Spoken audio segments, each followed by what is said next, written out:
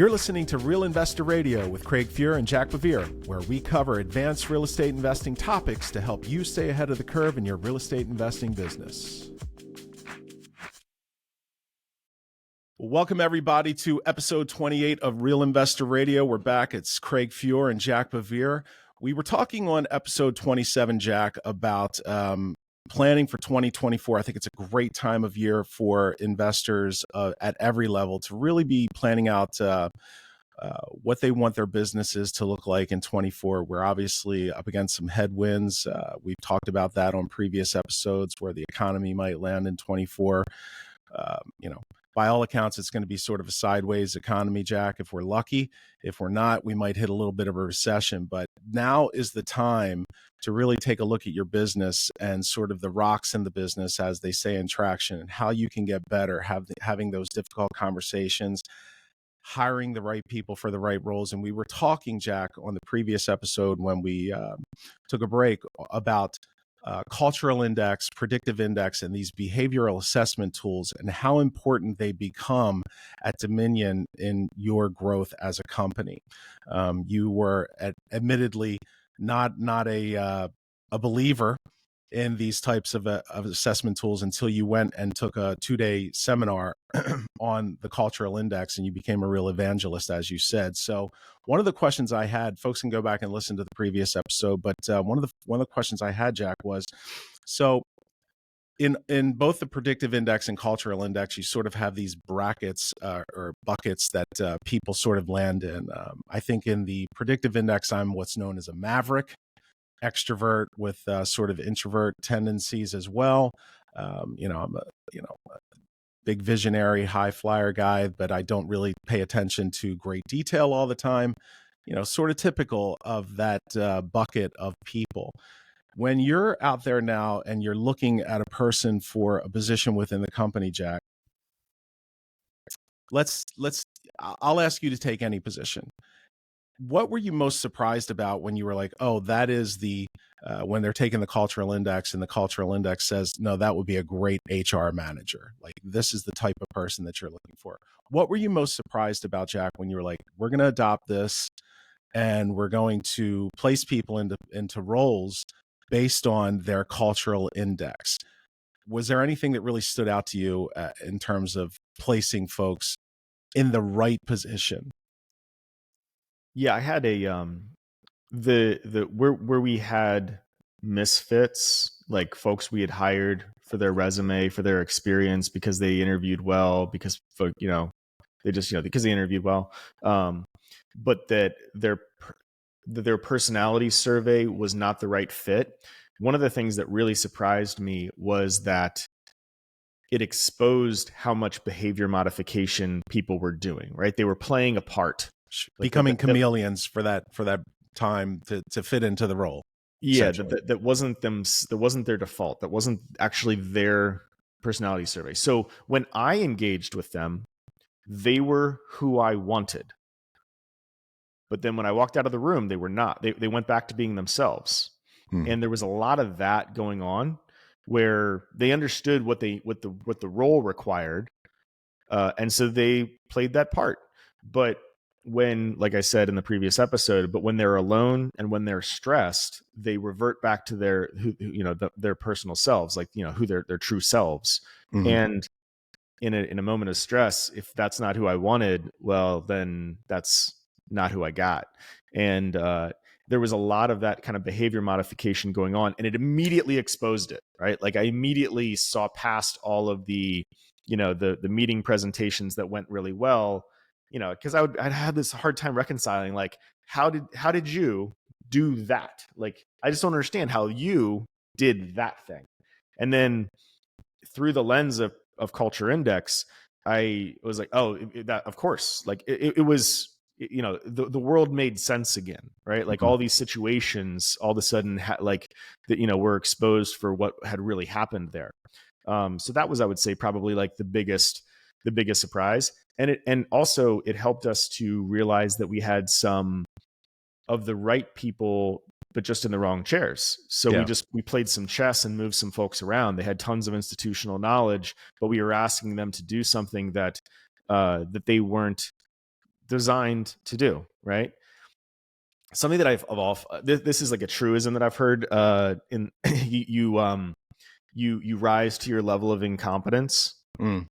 Like, you get promoted.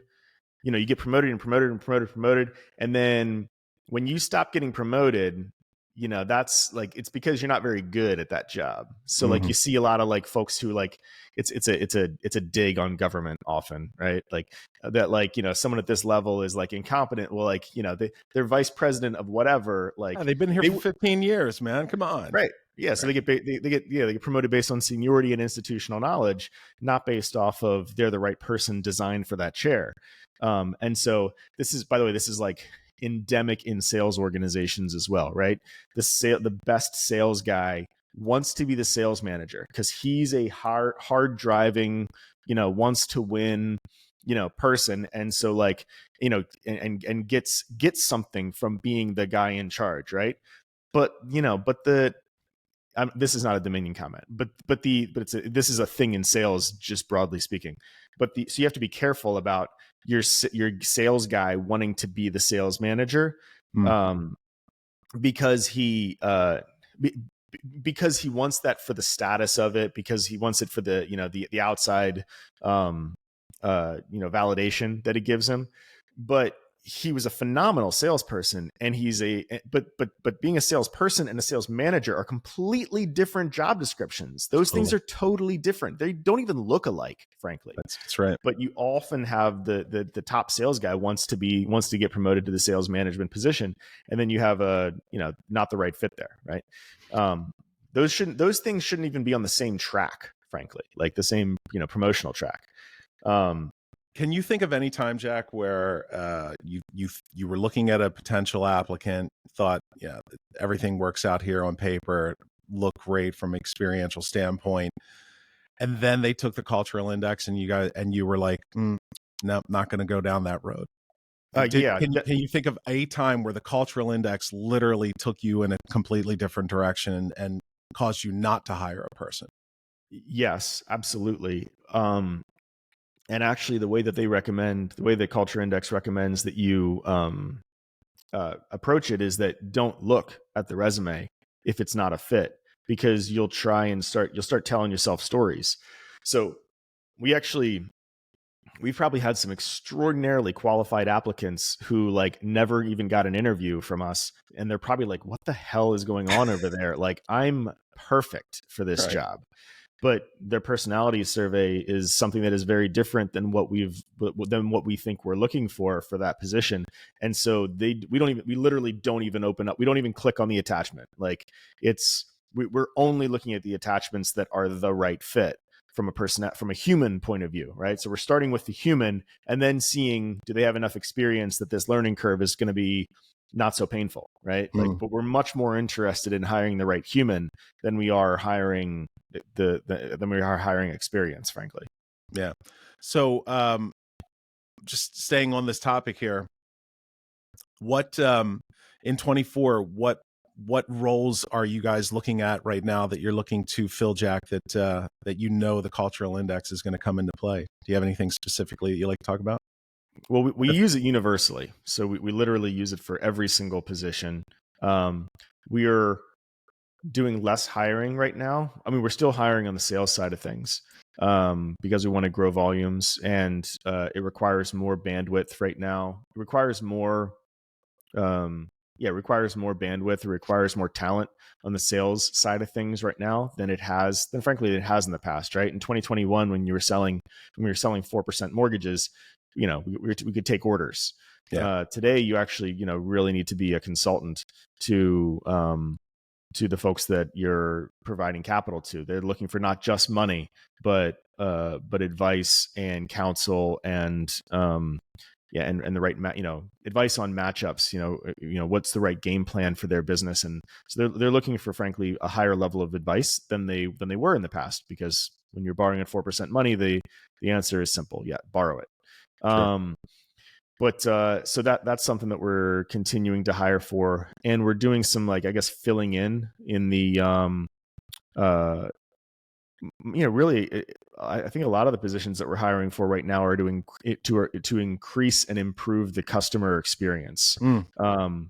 I think that's where the market's gone, right? Like Yeah, that's where I think companies in general need to be on a going forward basis. So that's I where our think focus is. I think after spending time out at IMN, it felt, as I walked around to all of the nationwide lenders like Dominion Financial, I kind of saw table stakes. It's like, hey, we do bridge loans, we do this, and we all the terms seem very similar.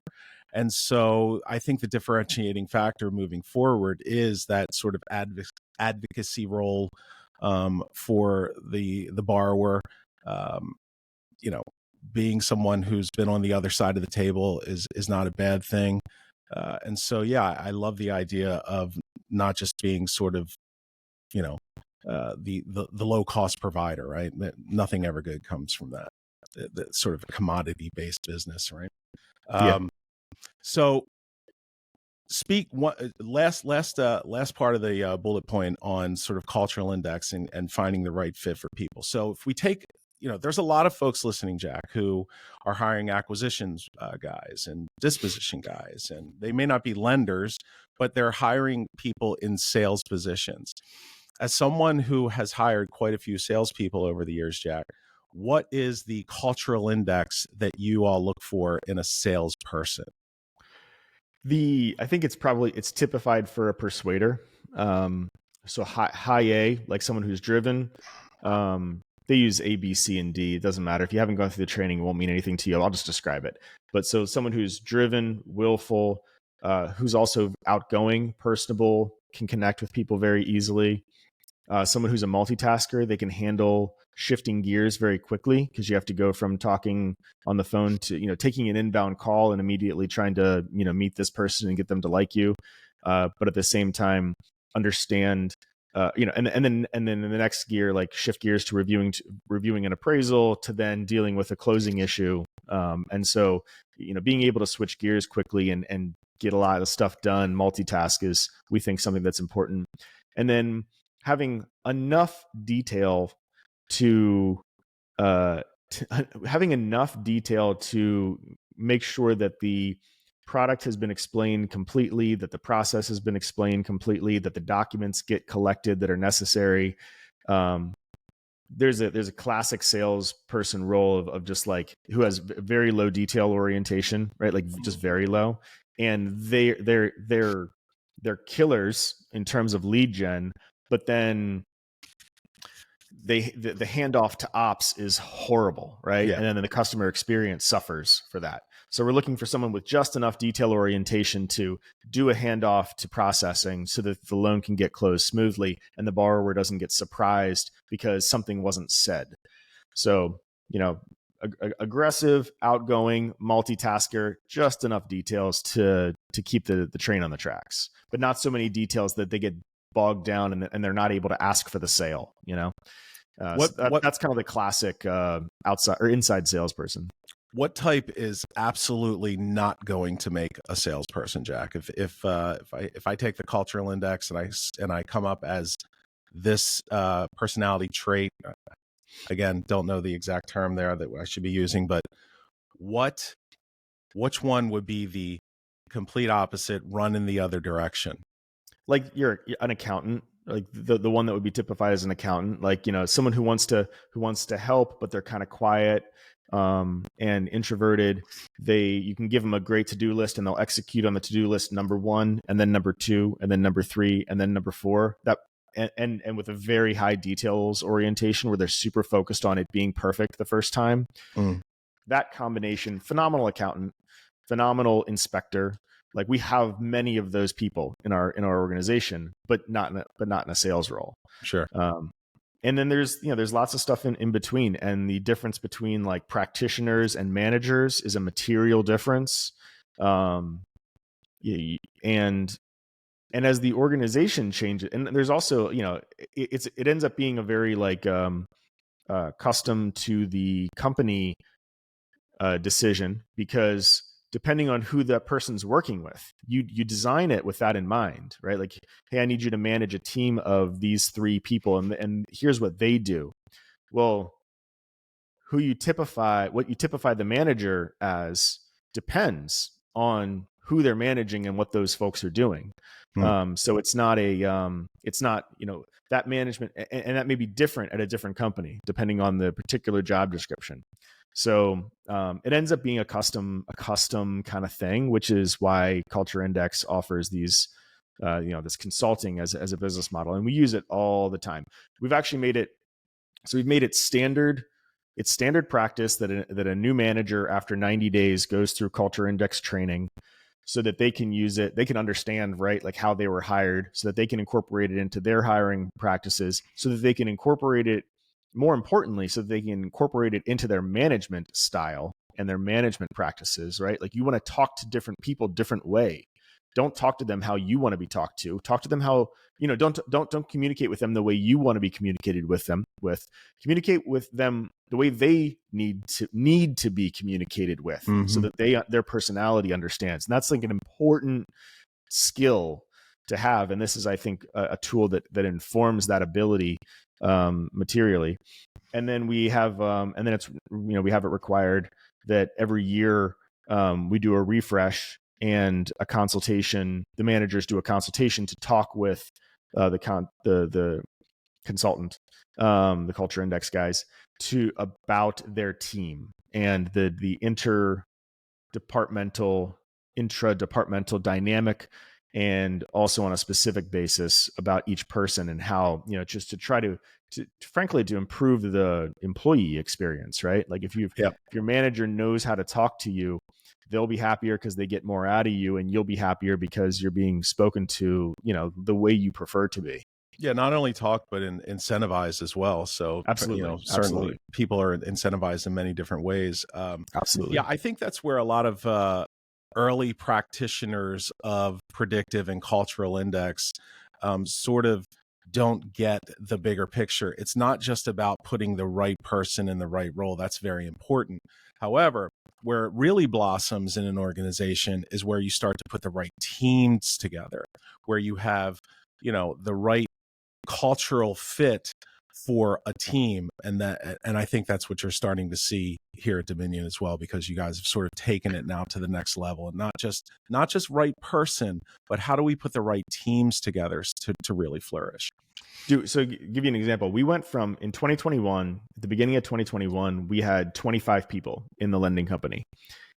In October, we had 90, because the market opportunity was so significant, because rates were so low, that we added DSCR. We added the DSCR product, a month or two prior to that, and we were like, this thing is taking off. Like, it would be a shame to miss this.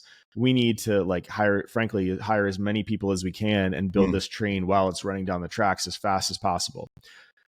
So we went from 25 to 90 people in 7 months. Unheard of. By the way, and it wasn't perfect. It was far from perfect, but it would have been absolutely impossible. It would have been an absolute travesty had we not had this tool. And it was a major, I would say, a major part of our ability to scale as quickly as we did, because we were able to get the right person in the right seats on a higher percentage basis, right? Like, not perfect every time, still not perfect every time, but a higher percentage of the time we were able to get that right on the first go. And so that was a huge part of that. I wouldn't have even attempted it had we not had this tool in our bag already. I would have thought this is an impossible task, and I'm just setting myself up for abject failure. So it was the reason that we grew the reason we grew as much as we did. For listeners who want to learn more about both, you can just go look up Google Predictive Index or Cultural Index. They are two different assessment tools by two different companies. Pardon me. But Jack, without getting too far down in the weeds, can you speak to the cost of it? Do you have any, are you that close to it? Yeah. Culture Indexes, they charge based off a head count. So it's like an annual consulting fee based off of your head count, for them basically just to be on retainer. It's in the mid to high four figures, thousands of dollars on an So not annual basis. crazy, not crazy, No, it's but not crazy. Yeah, it's not crazy. Yeah. And then they also where they're probably making more of their money is on the training. So they charge $2,000 a head for this 2-day training thing. So even if you're sending like 8 people to them and it's all your people, they're still charging $2,000 a head. So that gets a little pricey on an hourly basis. But you know, I think, but I think it's been by far worth it. I think, the impact that it's had to our company versus the dollar, it's probably the most value add. It's the best value, I think, that we've other than reading a $25 traction book. It's one of the best values that we've gotten in terms of how it's changed our business. And then Predictive Index doesn't have the same kind of one-on-one support. And I actually don't know the pricing structure for that. I know that it's less though. It's less of an upfront monetary investment to work with them, but you get less support. So, it depends on if you have the gumption to take this on yourself. And if you want to have someone to call when you have questions, or do you just want to dig through more videos to try to figure it out in yourself, people go different directions. Sure. All right, so we're talking about tools today on that Jack and Fred here at Dominion have used, as well as many investors across the United States, that to be better. We've talked about traction and the cultural and predictive index. Jack, what else? You said there was a few other tools and maybe a couple vendors that have been important for you that you're going to lean on even harder maybe in 2024. Yeah. Just as a kind of a catch-all, we started using Podio 10 years ago, and it became very popular right at that time 10 years ago. Sure and did. we found it to be a very flexible tool. It's and you can set up automations in it. It's somewhere between like a whiteboard and a Google Sheets, but with, I guess, you can dig in more in terms of setting up different buttons and also setting up automations. Some folks have built, big wholesaling companies around just Podio automations. And frankly, other companies have built full tools, sophisticated tools based off of the Podio backbone. What I like about it is that the learning curve is really not steep. You can get folks using Podio in an hour. And it's flexible enough that we continue to use it as kind of for where our other softwares and other tools fall short. Right? You buy a piece of software out of the box, and one of the things that I, really pet peeve of mine and that I rage against is that I don't want to change my business processes based off of your software's limitations. But it's also impractical to get a significant software provider to add custom solutions for you. Right. So you end up where do we track this thing that our software doesn't track? And for me, the answer has been Podio. We use Podio as kind of our catch-all for where our property management software, which we happen to use Appfolio, doesn't incorporate the concept of lead certificates and rental registrations that we have to deal with in Baltimore City. So we track that stuff in Podio. We track our inventory, our pipeline, all of the houses that we buy and sell in Podio. We use Builder Trend for construction management itself, but for pipeline management, I'm using Podio. So I know that the house is in drywall in Podio, but that's all I know. But that's fine when I'm looking at my pipeline of 95 houses and trying to figure out manage cash flow and all that jazz. I just want somewhere where I can go to get a sense of that stuff is moving. And so we'll use Podio for stuff like that. The learning curve is very low. It's very cheap. So I still find it to be a very cost-effective, flexible tool to fill in the holes where other stuff falls down. It's been a long time since I've looked at Podio. It's it was basically 10 years ago. It's just and I'm sure it's still similar. It's just a shell. It's a shell. It's a platform that you can basically design your functionality into. There's a lot of apps that come prepackaged that you can also bolt onto it. So in terms of Podio, Jack, are you using it at all in the lending company?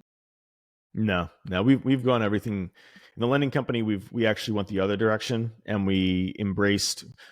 I got frustrated by the lack of by the same idea that all the loan origination softwares that I found required me to change my processes, required me to change the way that I did business. And in private lending, we can create as many, you can create whatever custom terms that you want. And every lender thinks that, every lender designs their own program and works a particular way and has a little nuance. So there's zero industry standard. There is no industry standard. Right. There's companies that are doing securitizations that advance rehab money. And there's other companies that will lend 100% or, some charge interest in advance, some charge interest in arrears. There's just tremendous heterogeneity in private lending, and the loan origination softwares, and it's, as a software developer, it's extraordinarily difficult to build a piece of software that can handle all that flexibility. And I haven't seen anyone that's been able to do it.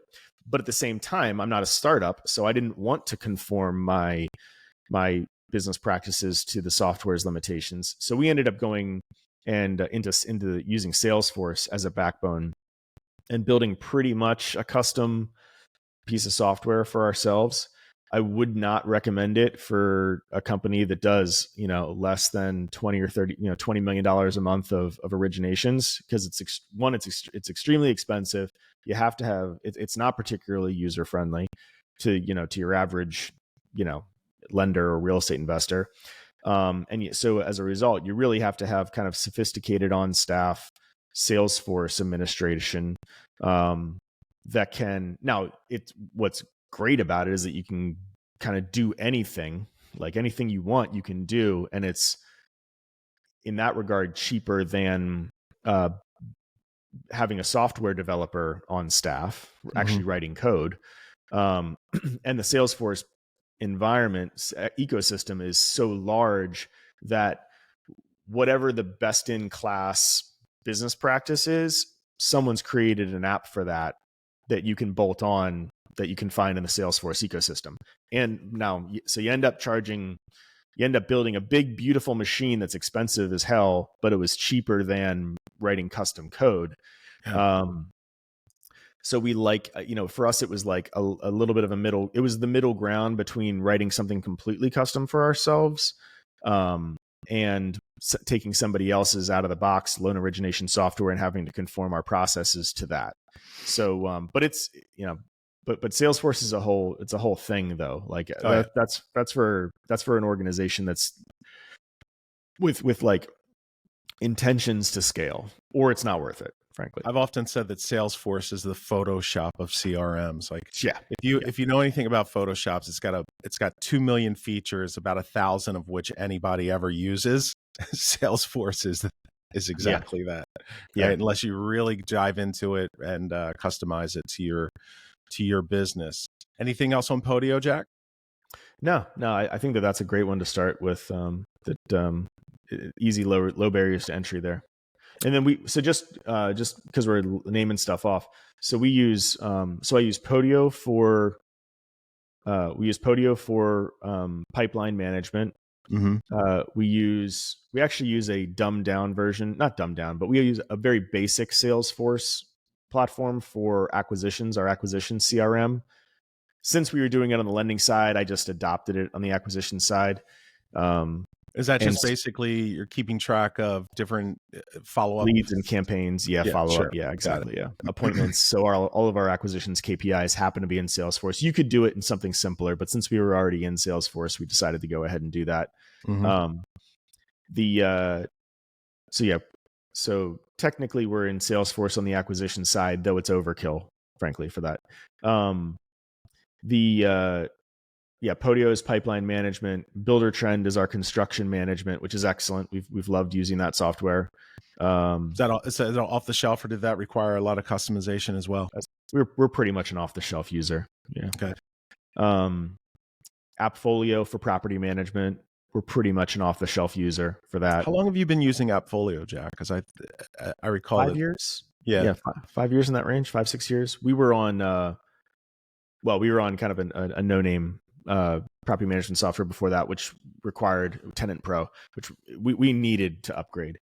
It was kind of between. I would like to do a podcast episode on this, like Appfolio versus Buildium versus Propertyware. From my perspective, those are the three names that come up the most frequent. So if you're like starting from scratch, or if you're on something that it's not quite working for you, those seem to be I'd call them the three leaders in single family property management. You might add Yardi to that as well. Right. But Yardi is a much more expensive, a bit more geared towards multifamily. Oh, actually, we were on Yardi and we switched from Yardi to Appfolio. Yardi was, for us, Yardi, we were on Yardi because at the decision-making time, it was the accountants versus the ops people, and the accountants won. So they got Yardi. And then 5 years later, we revisited everything and the ops people won. And so we switched to Appfolio, and the accountants are fine. Yeah, they're living with it. So, right. You mentioned that there were a couple key vendors. Is there anyone that you're thinking about working with in 24 that maybe you haven't worked with previously, or maybe casting some off? Yeah, actually, when I was mentioned that to you, what I had in mind was really kind of what I had in mind was to emphasize the importance of asking your vendors what their goals are for 2024. So like, we always do internal goal setting, right? We start with ourselves, and then it's a good practice, I think, to do it with your employees and have your employees do it with their direct reports if you have, 2 layers. But then I think vendors are often, take it for granted, right? Like, and they shouldn't be, right? They're just as integral to your successes as your direct employees. So like, call up your vendors, and give them the culture index personality survey, so you know who you're talking to, and then ask them what their 2024 goals are, and both personally and as the company that they work for, what they're looking to do. And that, we have found that insight has been really interesting and useful information for us, both in terms of seeing a problem coming down the road, but also understanding motivation, right? It's someone you're doing business with. Why wouldn't you want to understand what their motivations are and where their head's at? So I think it's it's worth taking a couple hours and going through the folks the vendors that you most often are, go through your QuickBooks, figure out who you're spending the most money with, and have a conversation with them. You paid them $80,000 last year in fees. You don't think they're worth a conversation? I think they are. So I would just encourage folks to do that at this point in the year. Couldn't agree more. Can you think of anyone in particular, Jack, that you're looking to have a discussion with? I mean, title companies. On the lending side, we have a lot of outside vendors as well that we work with. AMC, appraisal management companies, inspection companies. Internally on the real estate side, on the title side, certainly, we use a company that does rent court filings on a kind of a mass basis, right? Because it's a ton of just administrative paperwork, so we can outsource that for a pretty cheap rate. So there's someone who we spend a bunch of money with. I've probably got like 3 different attorneys because we try to use specialists in their field. So the attorneys we work with a lot of like sole practitioners and small firms. There's probably 5 or 6 of those actually that I think they're all worth like checking in with. They're people that we really extensions of our own team. So it's worthwhile. Especially if the company is growing at a rapid rate, you want to absolutely make sure that your vendors are growing with you, and hopefully not going in a different direction. Like, you want to be able to see the problems that they're having internally as you're growing as well. So I couldn't agree more to have those discussions now. And in these low transaction environments, I don't think it's something that should be taken for granted right now, right? Like, 2023 was not an easy year. That was a very difficult year. And so to heck, even on the lender side, right? Like, call your lender up and ask them what their goals are, right? Like, how are things going? Like, you guys still going to be around? Like, interest rates have ticked down a little bit, but you guys making money right now? I feel like that's like, I'm not sure if that's an uncouth thing to ask. I think it's fine, right? Like, we had a technology vendor that I was negotiating with like 4 months ago, and they're venture capital funded. I was the venture capital stuff was like blowing up a couple months prior to that, or like becoming very difficult a couple months prior to that. And, I was like, so how are you guys funded? Oh, we did a Series A, Series B. I was like, what was the valuation? They're like, we can't disclose that. And I was like, you guys burning capital still? Like, you guys in the black yet? Like, will you be, we're signing, you want me to sign a 3-year contract? Will you be here? Is what I'm really asking. I think, if you can figure out a not offensive way to ask those questions, like, they're relevant to your business. As my rehabbing business was really blowing up in the best sort of way back in that 2009, 10, 11 period, I really felt like I had a much greater need for a better accountant. And I thought that the person who I was using was decent and certainly understood the business because they had other real estate investor clients. But I wasn't getting the sort of service level that I wanted from them. And I wasn't really getting any forward-looking advice. It was more, hey, send me over your bookkeeping. We'll prepare the returns. It's going to be $800. Thank you.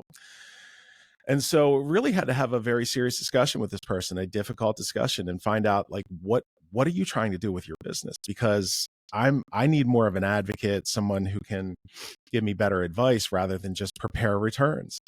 And it was clear that this person was not cut out to do that, didn't want to do it, and was taking the business in a different direction. And so a great conversation to have at this time of year with your accountant, I think, in terms of where they are, where they're heading, and whether or not you've got a good fit or not. So yeah, perfect example of it.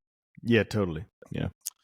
So Jack, we've got a lot of exciting stuff coming up. Jack, for those of you who are listening, has got a lot of great contacts around the country in all different asset classes and really all different walks of life in terms of real estate investing. And Jack's starting to reach out to quite a few of those people to schedule them for upcoming episodes.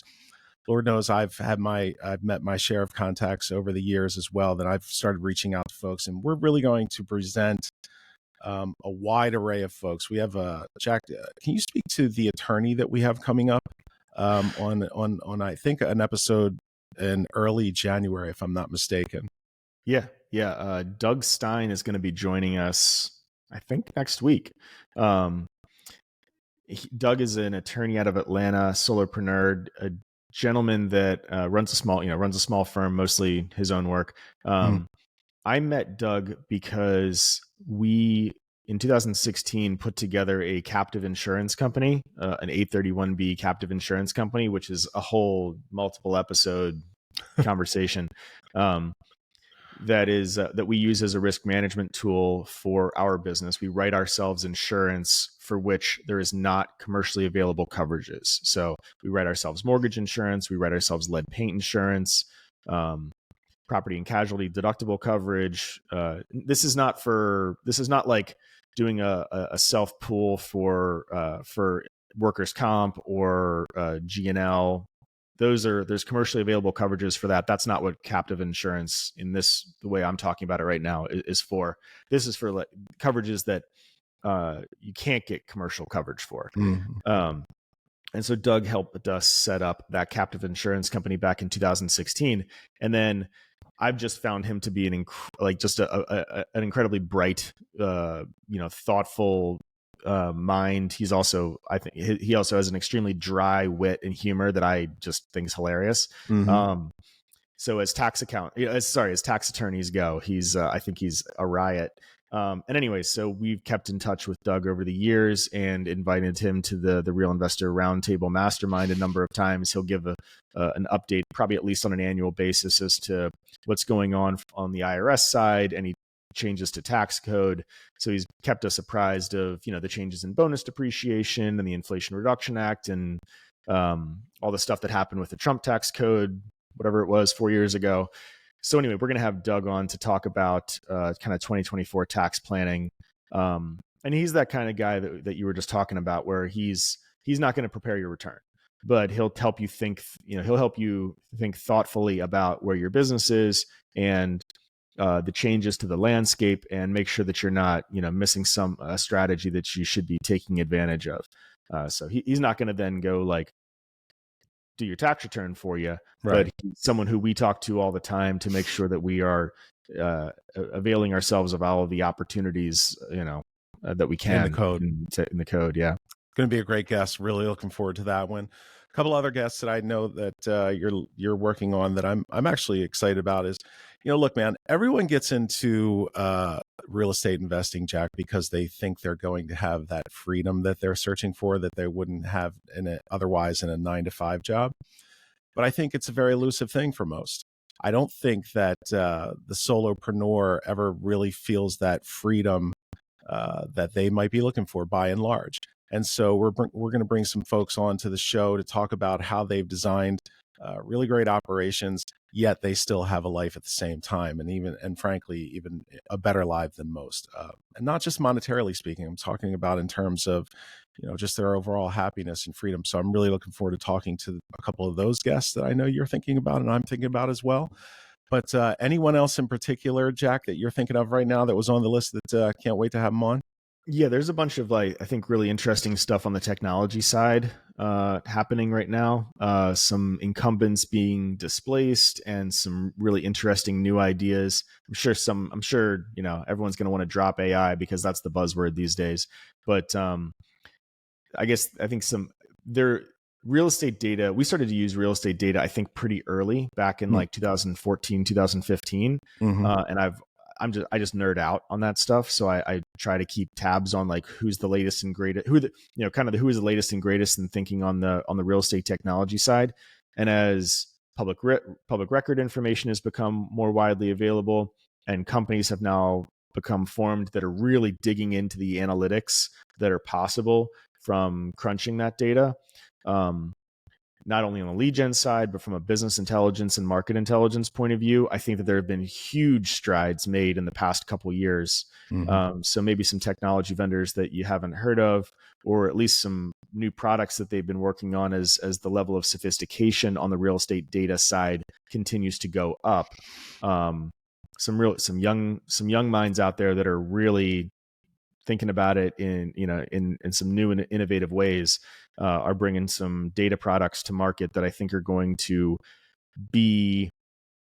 become table stakes and have the potential to be disruptive because frankly, if you're real estate's got a lot of old guys, right? Got a lot of older folks who are not that excited about a new set of login credentials. And if they're not going to adopt these new tech tools, they're going to get smoked by a bunch of young guns who are, because it's a material difference to your cost of acquisition, material difference to understanding the market landscape. I get fired up about that stuff because I think that the tools are now getting good enough that they actually are going to be differentiators. And so we're going to try to bring in some of what we think are the best minds on the real estate data side of things to talk about new products as well as new ways of thinking about the data and what can be done with it. So yeah, I have to be honest with you. I'm most excited about where we're heading with the guests in 2024. So folks, I would urge you to stay with us, subscribe. Please leave comments when you can. Jack, it's been a pleasure talking with you again today. I wish you a happy new year, my friend. Likewise, happy new year. For those of you who are listening, happy new year to you. I hope everybody had a great Christmas and holiday season. We'll see you in the new year in 2024. Make it a good one. Craig Fuhr, Jack BeVier, Real Estate Investor Radio. We'll talk to you soon.